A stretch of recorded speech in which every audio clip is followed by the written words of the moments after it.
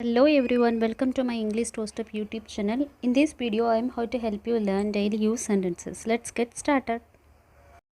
What a lot of noise here. என்ன இங்கே நிறைய சத்தமாக இருக்குது அப்படின்னு கேட்போம்ல, அதுக்கு வந்து what a lot of noise here. நான் இதை ட்ரை பண்ணதே இல்லை, நான் இதை ஒருபோதும் முயற்சி பண்ணதே இல்லை அப்படின்னு சொல்லுவோம்ல, அதுக்கு வந்து I have never tried. I have never tried. Long time no see, ரொம்ப நாளாக நம்ம பார்க்கவே இல்லை அப்படின்றதுக்கு long time no see. Lean left side, இடது பக்கமாக சாயி, lean left side.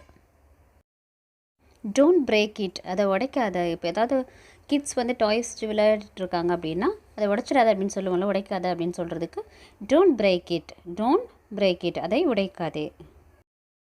It's not a quick process, அது வந்து ஒரு குயிக்கான ப்ராசஸ் கிடையாது, ஒரு விரைவான செயல் அல்ல அப்படின்னு சொல்கிறதுக்கு it is not a quick process.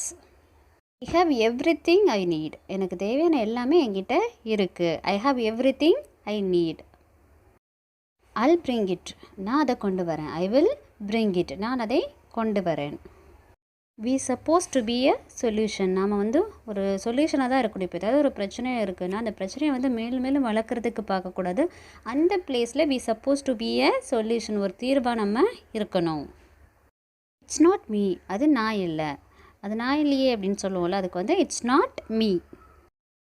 Vibe your tears, உன் கண்ணீரை தொட. இப்போ அழுதுகிட்டே இருக்காங்கன்னா அவங்ககிட்ட போய்ட்டு நீங்கள் வைப் யோர் டியர்ஸ், உன் கண்ணீரை தொட அப்படின்னு சொல்லலாம். do not fret, all will be well, கவலைப்படாத, எல்லாம் நல்லதுக்காக தான் இருக்கும் அப்படின்னு சொல்லுவோம்ல, அதுக்கு வந்து do not fret, all will be well. why are you grab my bag, ஏன் என் பையை பிடுங்குற அப்படின்னு சொல்லுவோம்ல, சில பேர் வந்து நம்ம பையை பிடிச்சி பிடுங்குவாங்க. அப்போ வந்து நீங்கள் வந்து சொல்லலாம் why are you grab my bag. my pencil snapped, என் பென்சில் உடஞ்சிடுச்சு அப்படின்னு சொல்லுவோம்ல, உடைஞ்சு போச்சு அப்படின்னு சொல்கிறதுக்கு my pencil snapped.